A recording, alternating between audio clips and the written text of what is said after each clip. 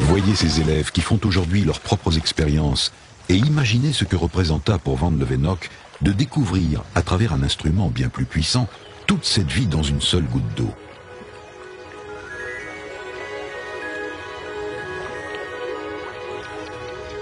Ce microcosme suractif, peuplé de paramécies unicellulaires, ne mesure qu'un millimètre de diamètre, la millième partie d'un mètre, 10 puissance moins 3. Le microscope nous véhicule dans l'univers de l'ultra petit. Tandis que nous progressons dans le noyau cellulaire, chaque nouveau cercle nous révèle un monde d'un diamètre 10 fois plus petit que le précédent. Dans les profondeurs du noyau, nous rencontrons des constructions véritablement remarquables. De longues molécules d'ADN vrillées. L'ADN porte les codes chimiques de la reproduction de la quasi-totalité des organismes de la planète, qu'il s'agisse de paramécies, d'êtres humains ou de pétunia.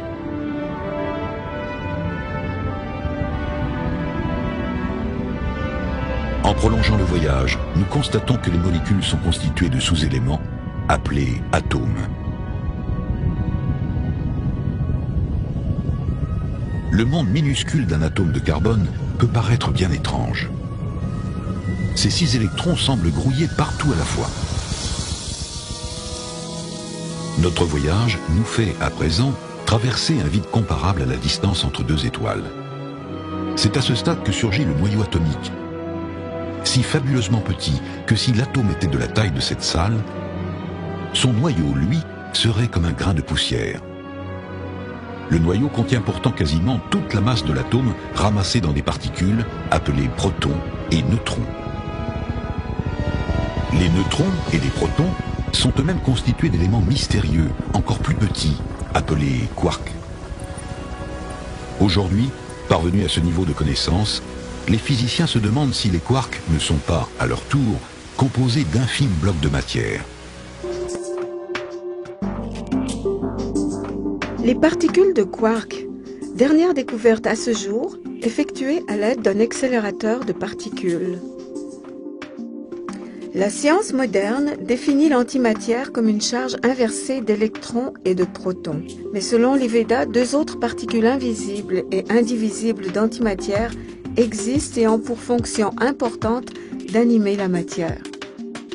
La Shvetasvatara Upanishad révèle les dimensions d'une particule d'antimatière nommée Atma.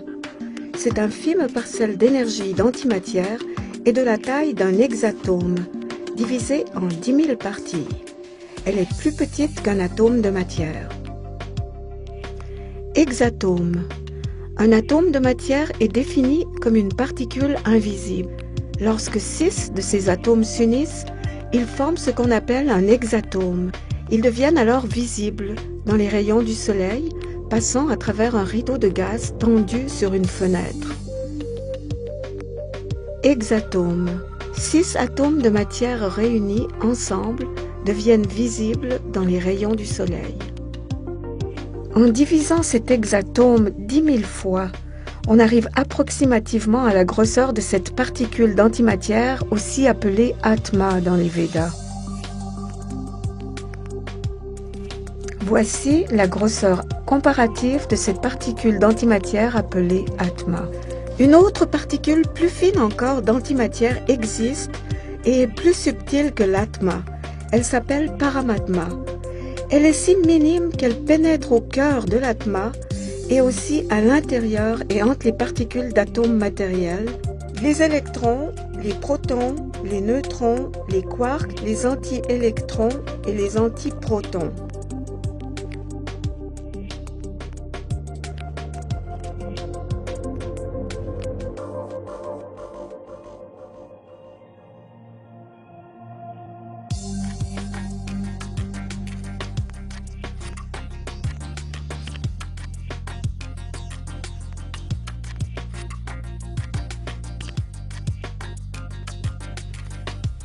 L'atma, particule d'antimatière, sise dans le cœur, dispense son énergie à tout le corps.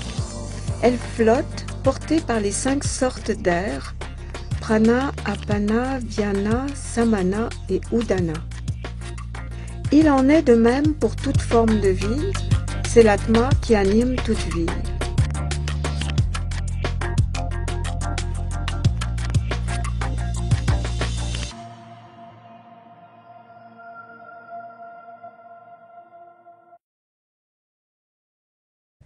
La particule d'antimatière peut revêtir l'un ou l'autre des corps matériels suivants.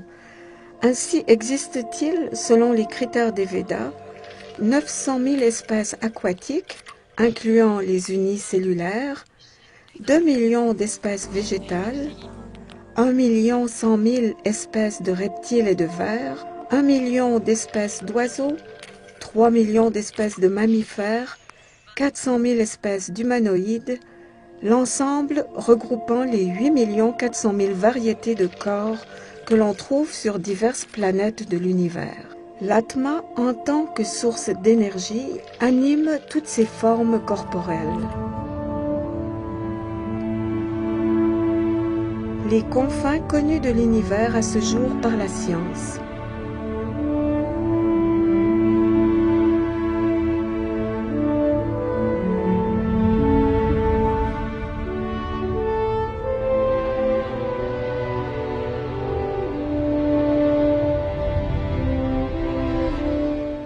Prenons un peu de recul pour nous rendre jusqu'aux limites de l'espace connu aujourd'hui.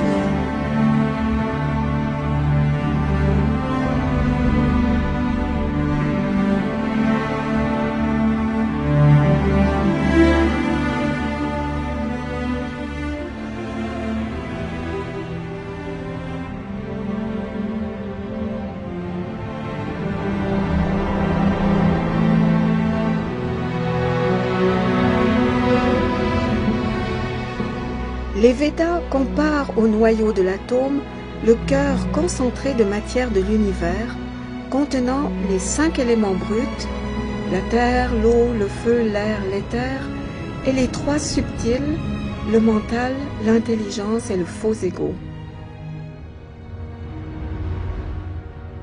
L'univers de forme ovale est entouré de 8 écorces semblables aux couches d'une noix de coco. Chaque écorce d'éléments recouvrant les univers est 10 fois plus épaisse que celle qui précède, et tous les univers ainsi groupés ressemblent à des atomes réunis en un vaste conglomérat.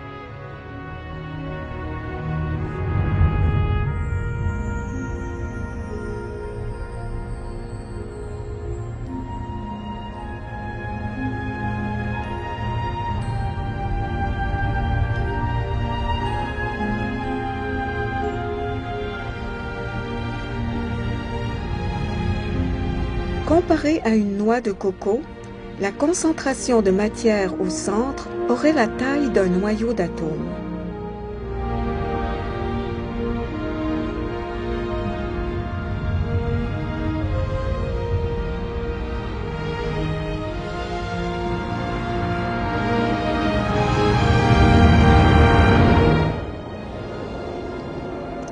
Imaginons un univers de 1 mètre de diamètre avec les 8 couches le recouvrant. Nous aurions alors une noix de coco de 2 fois la distance mesurant de Montréal, Canada à Mumbai, Inde, soit 24 342 km de diamètre.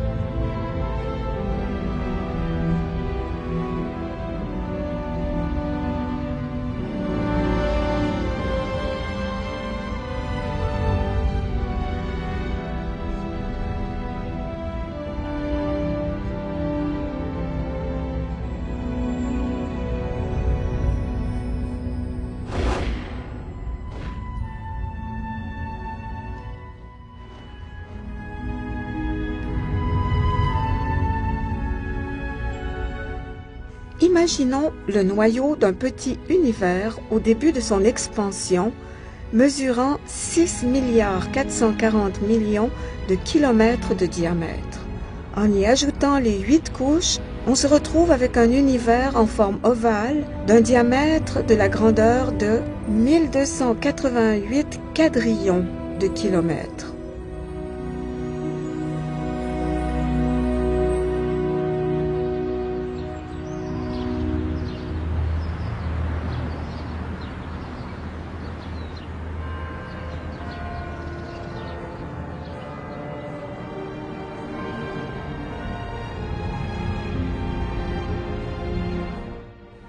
Les Védas nous parlent de 3 êtres principaux d'antimatière jouant des rôles essentiels dans le déroulement du processus de la création. Aperçu d'un des 3 êtres. Toujours situé dans le monde d'antimatière, un être si gigantesque qu'il dépasse l'imagination manifeste les univers matériels. Son nom, Mahavishnu. Lorsque nous expirons, des particules de vapeur s'échappent de notre bouche. À plus grande échelle, Mahavishnu, de son expiration, émane des myriades d'univers temporels.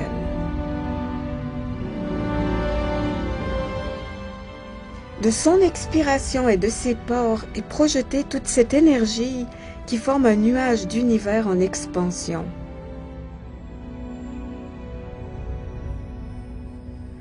Ce nombre d'univers en expansion est incalculable.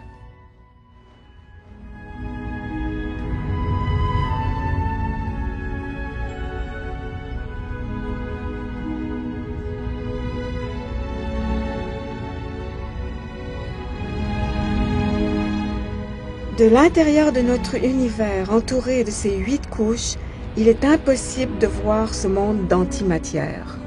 Notre technologie et nos sens limités ne nous donnent pas accès à ce monde d'antimatière. Son expiration forme un gigantesque nuage cosmique d'univers spatio-temporels. De ce nuage se forme une agglomération d'univers de différentes tailles baignant dans une masse aqueuse.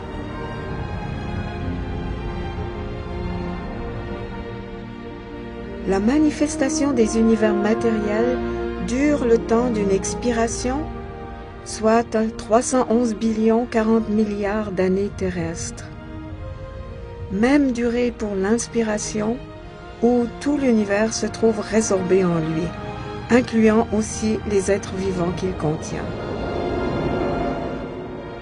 Afin d'avoir une vue d'ensemble, revenons à la provenance de la particule d'énergie d'antimatière, Paramatma, qui pénètre tout, jusqu'aux particules d'atomes et l'espace entre celles-ci.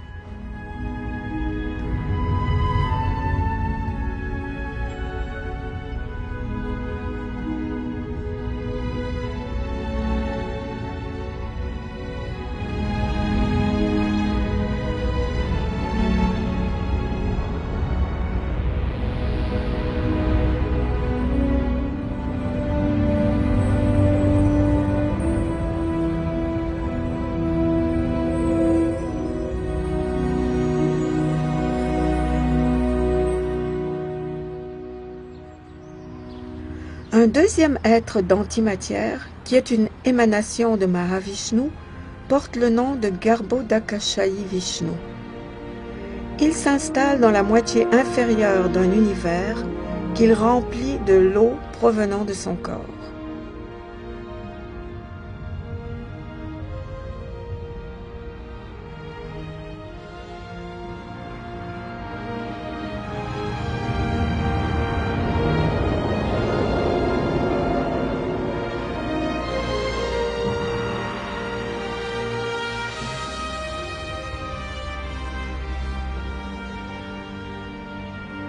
Trois systèmes planétaires se déploient telle une tige de fleurs de lotus jaillissant de son abdomen.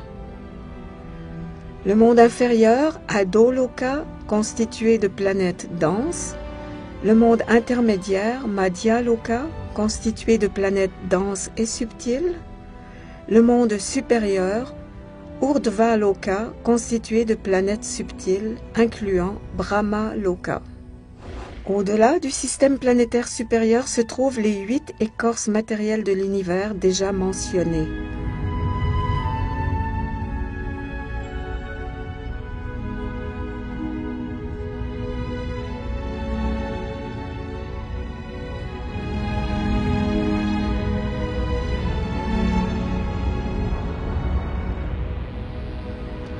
De ce Vishnu est manifesté Brahma, le premier être créé de cet univers, procréateur de tous les êtres et maître de tous les devas architectes de son univers, les parfaits maîtres d'œuvre du plan universel. Il est situé au zénith, à proximité de la première couche constituée de l'élément terre. Toujours de lui sont manifestés 14 systèmes planétaires. Au centre, les planètes terrestres, au-dessus, les systèmes planétaires supérieurs, où les conditions de vie sont meilleures, et dont le plus élevé est Brahmaloka. En dessous, 7 autres systèmes inférieurs.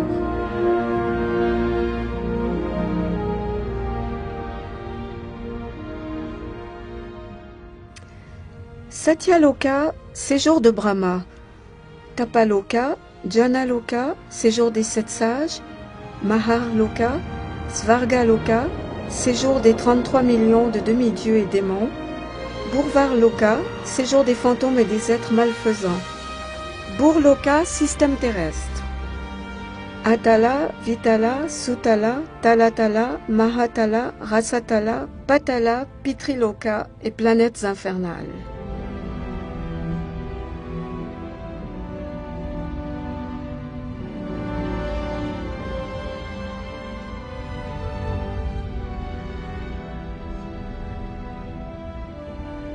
De ce Vishnu encore émanent les particules d'antimatière Paramatma, partout présentes, en l'animé, l'atma comme dans l'inanimé, l'atome matériel et ses particules.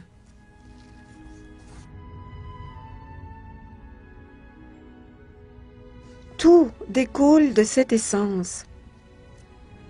Ces particules subatomiques et subquartiques d'antimatière régissent les mutations constantes de la matière. La matière ne possède en elle-même aucun pouvoir créateur. Elle ne s'anime qu'au contact des particules d'antimatière. Le programme du devenir cosmique est déjà inscrit dans ces particules. C'est l'ordre cosmique programmé, c'est-à-dire la conscience pure avec un plan préétabli. De l'intérieur de l'Atma, Paramatma lui donne certains pouvoirs sur la matière, intuition, créativité, désir, etc. Ce qui permet à toute chose d'être manifestée de juste manière. De lui aussi émanent 504 000 avatars qui ont comme mission de maintenir l'ordre cosmique pendant la manifestation de cet univers.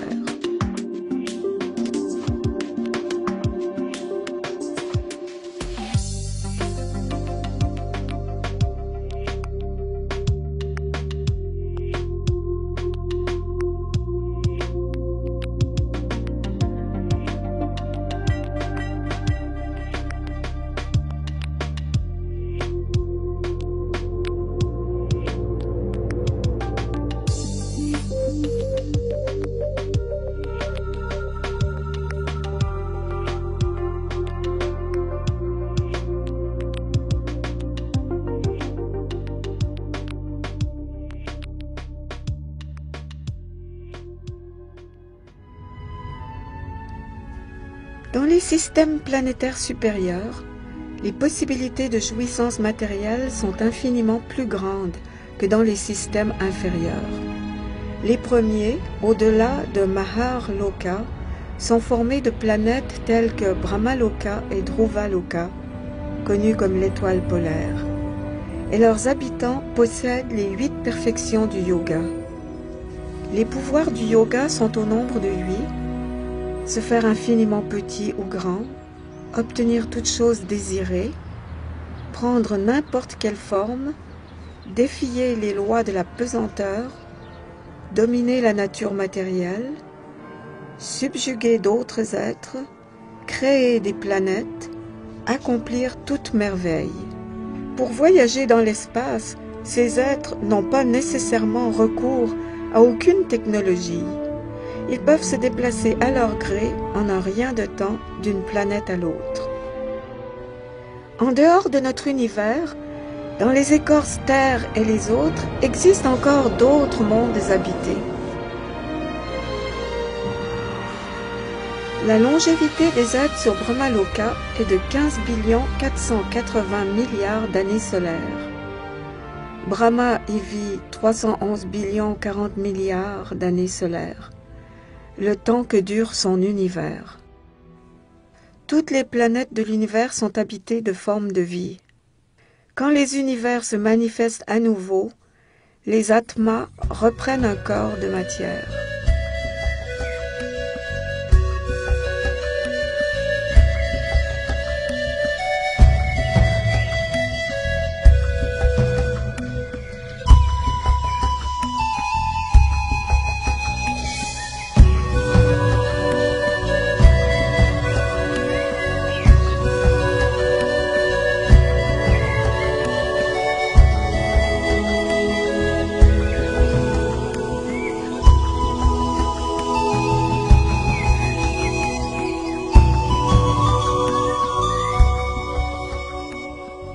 L'ultime être d'antimatière.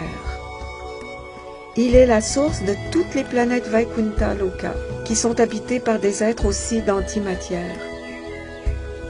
Il est aussi la source de Mahavishnu et de Garbhodaksha et Vishnu.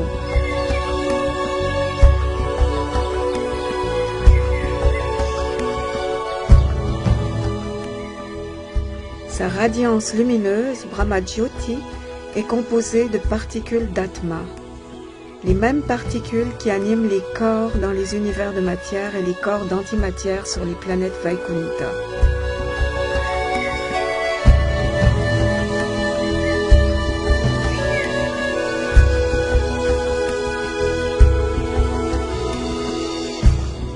Ce monde contient un nombre illimité de planètes.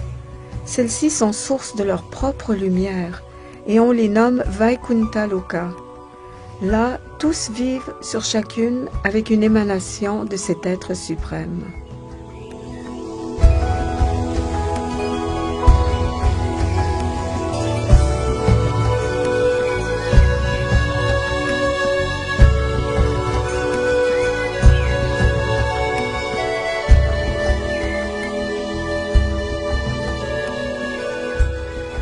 Qui sommes-nous ?